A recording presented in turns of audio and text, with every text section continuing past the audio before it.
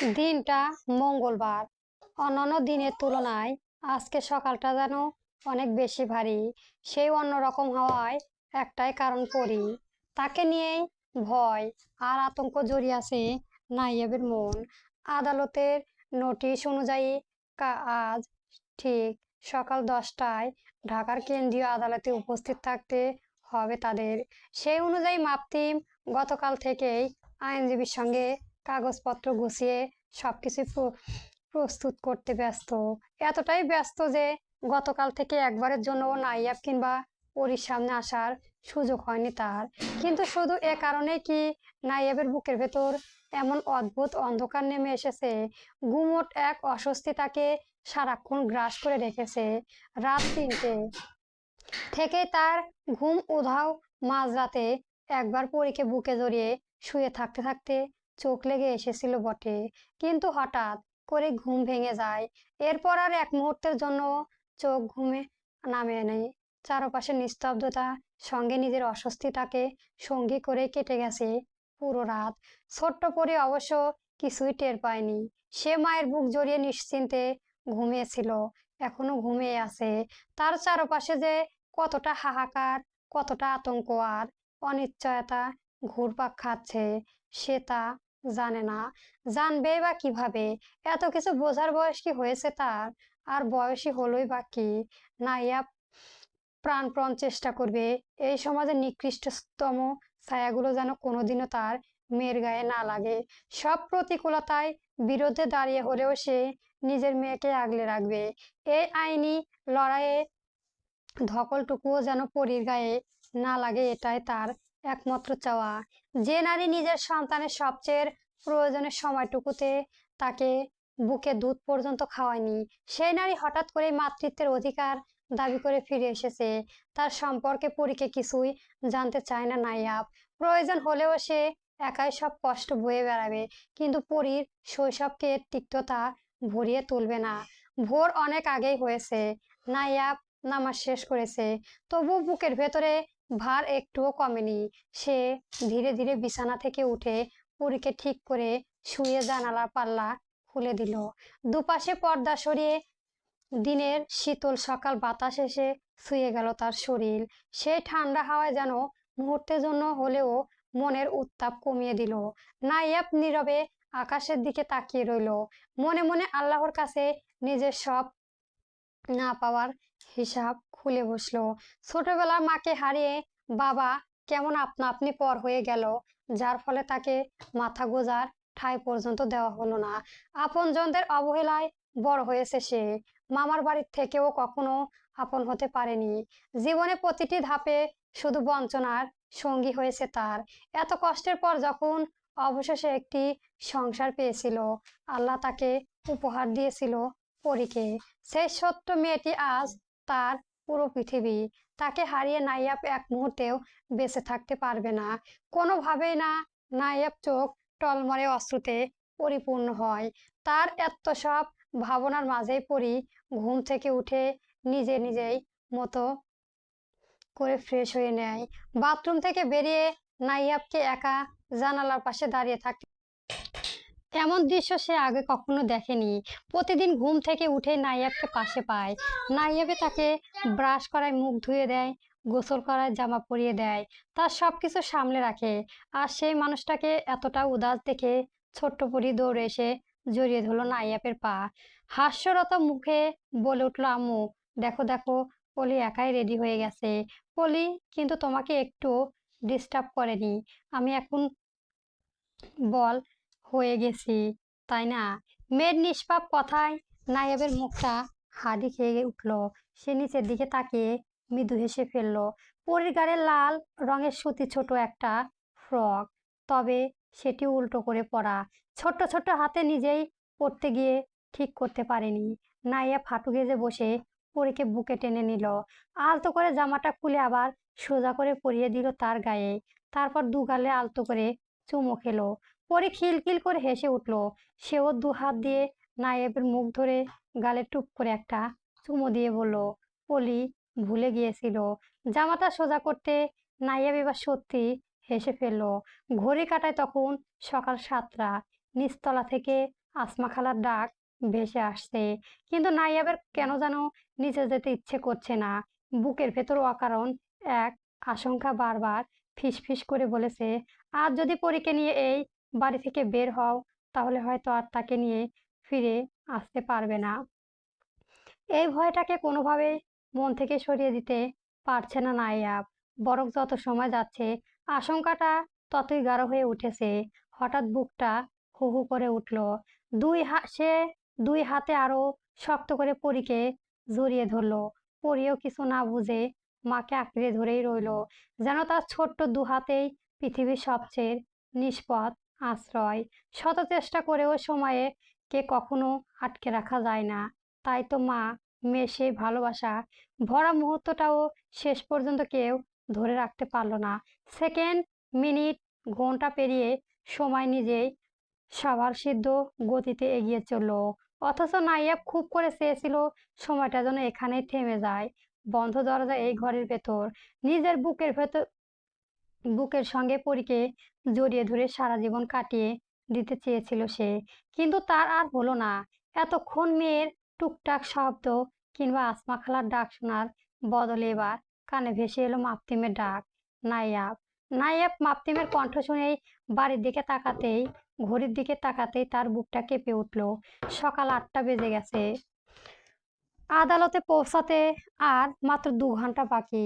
নাইয়াবের মনে হলো এই 2 ঘন্টা হয়তো পরি তার সঙ্গে থাকবে। তারপর তারপর কে জানে। তার নিচে নামতে একদমই ইচ্ছে করছিল না। কিন্তু মাপতিমের ডাক ক্রমশ জোরালো হয়ে উঠেছিল।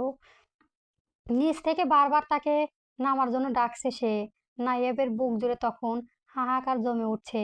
আইনের চোখ নাকি অন্ধ? সবাই বলে আইন সমতা বোঝে, কিন্তু আইন কি কখনো মানুষের মন বোঝে? সে কি জানে জন্ম না দিলেও মা হওয়া যায়? 10 মাস 10 দিন গর্ভে না রেখেও সন্তানের জন্য নিঃস্বার্থ ভালোবাসা উজাড় করে দেওয়া যায়। পরীকে সে জন্ম দেয়নি সত্যি, তার জন্য প্রসব যন্ত্রণা সহ্য করেনি, কিন্তু জ্বরে রাতে সেই তো সারা রাত জেগে মাথায় পানি দিয়েছে। বুকের মধ্যে শক্ত করে জড়িয়ে ধরে কপালে চুমু খেয়ে ব্যথায় কামানোর চেষ্টা করেছে। পরীর পছন্দ খেলনা, জামা কাপড়, খাবার সবকিছু তো সে নিজের হাতেই কিনে দিয়েছে। গভীর রাতে মেয়েটার অবদান মেটাতেও রান্নাঘরে দাঁড়িয়ে রান্না করেছে। স্কুল ছুটির সময় ঘন্টার পর ঘন্টা গেটের সামনে দাঁড়িয়ে অপেক্ষা করেছে। এত এত ভালোবাসা, এত এত স্মৃতি, এত আত্মার বন্ধন, কিন্তু আদালতে কাঠগড়ায় এসবের কি কোনো মূল্য আছে? নায়েব বুঝতে পারছিল না ঠিক কি করলে বিচারকের মন গলবে, কতটা কাঁদলে, কতটা আকুতি জানালে পরীকে তার কাছে রেখে দেওয়ার সিদ্ধান্ত আসবে। সে জানে পরীর সঙ্গে তার সম্পর্ক রক্তের নাই, কিন্তু আত্মার। এই বন্ধন রক্তের সম্পর্কের চেয়েও অনেক গভীর। তবুও বাস্তবতা নির্মাল। সে পরীর জৈবিক মা নয়, আর মাপতিমও তার জৈবিক বাবা নয়। তাহলে তারা কিভাবে পরীকে নিজেদের কাছে রাখবে? এই প্রশ্নই বারবার তাকে ভেতর থেকে ভেঙে দিচ্ছিল। ঠিক তখনই নিচ থেকে আবারও মাপতিমের ডাক ভেসে এলো। নায়েবের বুকের ভেতরটা যেন চেপে ধরলো কেউ। সে অসহ্য যন্ত্রণায় সে হাউমাউ করে কেঁদে উঠল। মায়ের এমন কান্না দেখে পরিও ভয় পেয়ে ফুপিয়ে কাঁদতে শুরু করলো। নায়েবের সাড়া না পেয়ে তাকে ডাকতে ডাকতে একসময় মাপতিম নিজেই ঘরে চলে এলো। ঘরে ঢুকে সে বুঝে গেল কি হয়েছে। নায়েবকে সে যতটা জানে হয়তো পৃথিবী আর কেউই ততটা জানে না। মেয়েটা বোধহয় তার চেয়েও বেশি নায়েবের সঙ্গে জড়িয়ে গেছে। সে না থাকলে হয়তো পরি একদিন মানিয়ে নেবে, কিন্তু নায়েবকে ছাড়া পরীকে বাঁচিয়ে রাখা সেটাই যেন অসম্ভব। মাপতিম ধীরে ধীরে হাঁটু গেজে তাদের সামনে বসলো। ডান পাশে পরীকে আর বাম পাশে নায়েবকে টেনে নিয়ে দুজনকে নিজের বুকে জড়িয়ে ধরলো। আলতো করে দুজনের মাথায় হাত বুলিয়ে দিতে লাগলো। পরি তখনও ফুপিয়ে কাঁদছে, কিন্তু নাইয়াবের কান্না ছিল আরো ভয়াবহ। তার প্রতিটি চিৎকার যেন বুক চিরে বেরিয়ে আসছিল। মাপতিম নিজের বুকে বাম পাশে ঠেকানো নাইয়াবের মাথার কাছে নিজের মুখ নিয়ে ফিসফিস করে নরম গলায় বলল, পরি কিন্তু তোমার কান্না দেখে ভয় পাচ্ছে। আর আমি আমি কষ্ট পাচ্ছি এই ভেবে যে তুমি আমাকে বিশ্বাস করতে পারছো না। পরি আম্মু কি সত্যি আমাকে এতটুকু ভরসা করতে পারলো না? নাইয়াব কান্না ভেজা চোখে তার দিকে তাকালো। মাপতিমের ঠোঁট জোর করে এক চিলেতে হাসি ফুটিয়ে বলল, আমি তো তোমাকে কথা দিয়েছি, সত্যি বলো, আমার ওপর তোমার একটুও বিশ্বাস নেই? নাইয়াব নাইয়াব কোনো উত্তর দিল না, শুধু আরো কিছুক্ষণ কাঁদলো। হয়তো সে জানে, হয়তো জানেও না তার ভেতরে ভয়টা কেন এত বড় হয়ে উঠেছে। বারবার শুধু একটি কথাই তার মনে আঘাত করছিল, পরি তার সঙ্গে থাকবে না, থাকবে না, থাকবে না। এই একটি ভাবনায় তাকে ভেতর থেকে বারবার ঘুরিয়ে দিচ্ছিল। মাপতিম তাকে কিছুটা সময় দিল। ধীরে ধীরে নাইয়াব শান্ত হলো। পরীর মায়াও কান্না থামার পরেই নিজের কান্না থামালো। দুজনকে একটু স্বাভাবিক হতে দেখে মাপতিম নরম গলায় বলল, চলো নিচে যাই। তিনজন একসঙ্গে ডাইনিং রুমে গেল। প্রতিদিনের মতো আজও সব বার পছন্দ মতো খাবার দেওয়া টেবিলে। তবে নাইয়াবের গলা দিয়ে একটুকরো খাবারও নামলো না। তবে নিজে না খেলেও সে পরীকে আদর করে খাইয়ে দিল পেট ভরে। মাপতিম নীরবে খাবার শেষ করলো। একবার শুধু নাইয়াবের হাত না লাগানো প্লেটটার দিকে তাকালো, কিন্তু কিছু বলল না। নিঃশব্দে উঠে দাঁড়িয়ে স্ত্রী আর মেয়েকে সঙ্গে নিয়ে বেরিয়ে পড়লো। গন্তব্য ঢাকা পারিবারিক আদালত। ঢাকা পারিবারিক আদালত, ছোট্ট শিশুদের হেফাজত, অভিভাবক কর্ত পারিবারিক বিরোধের অসংখ্য মামলা, নীরব সাক্ষী এই ভবন। সকাল তখন 9টা 40। আদালতের নিয়ম অনুযায়ী বিচারক আসার আগেই সংশ্লিষ্ট সবাইকে উপস্থিত থাকতে হয়। তাই নির্ধারিত সময়ের আগেই মাপতিম নায়াবের সঙ্গে নিয়ে আদালতের প্রসঙ্গে পৌঁছে গেছে। মাপতিমের পরনে সাদা শার্ট, কালো ছোট্ট পরি, কোলে ছোট পরি। নাইয়াব নীরবে চারপাশে তাকিয়ে রইল। এ জীবনে এই প্রথম কোনো আদালতে এসেছে। বিশাল ভবনের চারিদিকে মানুষের ব্যস্ত পথচারণা, কারো হাতে মোটা মোটা ফাইল, কেউ আইনজীবীর সঙ্গে তাড়াহুড়া করে কথা বলছে, কেউ আবার উদ্বিগ্ন মুখে নিজের মামলার ডাকে অপেক্ষায় বসে আছে। সাদা কোট পরা আইনজীবীদের আনাগোনায় পুরো পরিবেশ যেন আরো গম্ভীর হয়ে উঠছে। চারদিকে অদ্ভুত এক চাপা উৎকণ্ঠা, যেন এই জায়গায় কেউ স্বেচ্ছায় আসে না, জীবনে কঠিনতম সময়ই মানুষকে এখানে টেনে আনে। মাপতিম নাইয়াবের হাত আলতো করে ধরে নির্ধারিত আদালত কক্ষের দিকে এগিয়ে গেল। তবে তার চোখে নেই কোনো উৎকণ্ঠা, বরং তাতে নিজের প্রতি আত্মবিশ্বাসের ছাপ বেশি। তার কোলে থাকা পরি নির্বিঘ্নের ভাবে বাবার শার্ট আঁকড়ে আছে। রাশেদ ও এসেছে তাদের সঙ্গে। ব্যক্তিগত জীবনেও মাপতিম সাধারণ কাউকে নিজের সমস্যা জড়াতে চায় না, কিন্তু এবার পরিস্থিতি ভিন্ন।